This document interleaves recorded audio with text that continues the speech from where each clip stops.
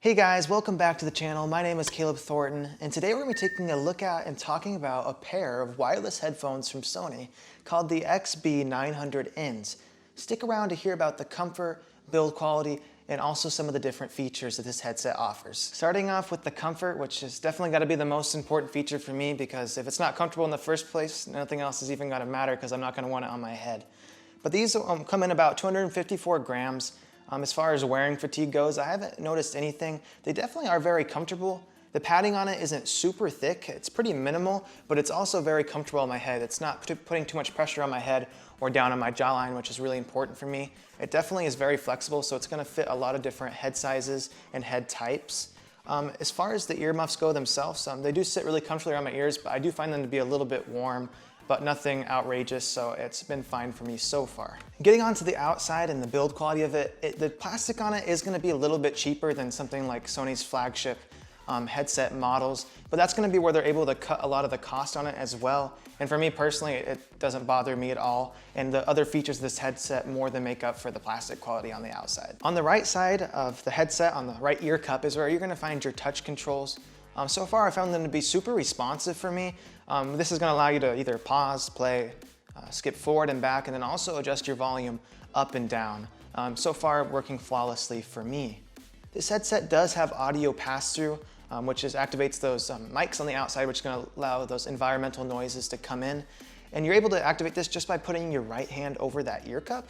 But if you wanna have this on permanently, you have to use your custom button or the function button on your left side.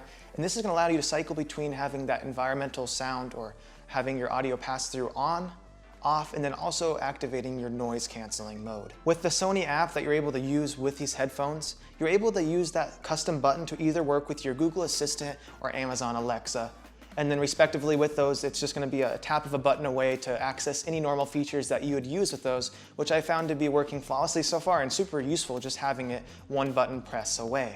The only downside of tying it to that button is then you're not gonna be able to have the access to turning off your environmental noise or activating the noise canceling mode. You'll have to do that from the app itself, since that button will be tied up with your assistant. Below that custom button or your function button there, you'll find your power and Bluetooth pairing button, which is pretty straightforward. Below that, you get your USB-C port, which is gonna allow you to be able to charge your headset on that. It doesn't work for playing audio through your PC though. The port below that's gonna be your 3.5mm jack, which is gonna allow you to make any physical connections you need. And then finally on your left ear cup, they do have NFC pairing, so you're able to hold your device right up to that and it's gonna automatically pair it for you. Battery life on this headset is really good. Sony claims that it'll get up to 30 hours while even with your noise canceling active. I know that personally, I haven't actually tested that full length of time, but I know plenty of people that have gotten 30, even up to 40 hours of battery life out of this, so even over what Sony is claiming. So these things are gonna definitely last you multiple days while using it a lot during each day.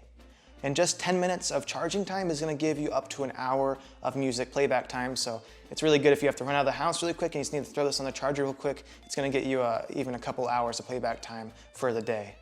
Another cool feature that this headset offers is just by pressing on the power button, it's gonna give you an audio playback of your battery level. So that's just gonna be really good for knowing whether you need to charge it or if your battery is still doing good. The Bluetooth that this device offers is Bluetooth 4.2, which isn't the most advanced Bluetooth technology out there, but for me, it's been more than good enough. I've been able to connect it to my phone or any device I wanna use and walk around most of my apartment without any connectivity issues.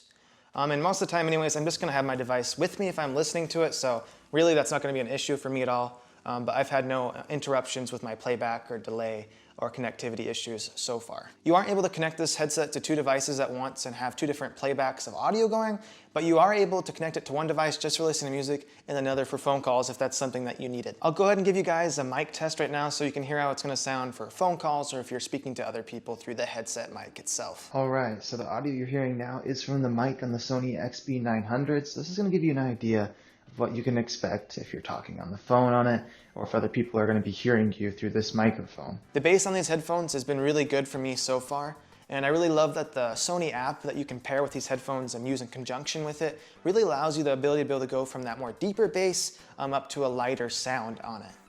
As far as high frequencies goes, I found them to be really good as well. Never piercing my ears or too loud, but I found them to come through really clear and at a reasonable volume. The XB900 has great audio separation between their right and left audio channels as well. And with the price point this sits at and the features you get, I definitely think it's a great alternative to Sony's flagship 1000X. The volume on this thing is definitely really loud. The most I've even gotten it up to is 60%, and I don't think I'd want it any louder. For casual listening, I usually have it hanging around 40% for me, so I don't think you're gonna have any issues getting the amount of volume you want out of the headset. As far as sound leaking goes with it, it's very minimal. Even in a quiet situation, I think you're barely gonna notice it. If there's much background noise or ambient noise at all, it's gonna be basically unnoticeable, I would say. The noise canceling on the XB900 is definitely comparable to other headsets in the similar price range in the market right now. Obviously though, you shouldn't expect it to be good as like Sony's flagship headset, the 1000X M3. Though for me, this has been more than enough. I'm not really a stickler for noise canceling in the first place, and most of the time if I'm gonna have the headset on, I'm gonna have music playing anyway, so the music combined with the noise canceling is usually gonna get rid of any outside noise, ambient noise. Overall, I would definitely recommend these to anyone looking for a good pair of entry-level sound canceling headphones that still offer great features in a good build quality. If you guys have any questions or comments about the headphones themselves, definitely leave them down in the comments below, and I'm gonna try my best to answer all of them and in a timely manner. Thank you guys so much for watching, and if you found the video helpful or informative, definitely hit that like button and consider subscribing, and I'll see you guys in the next one.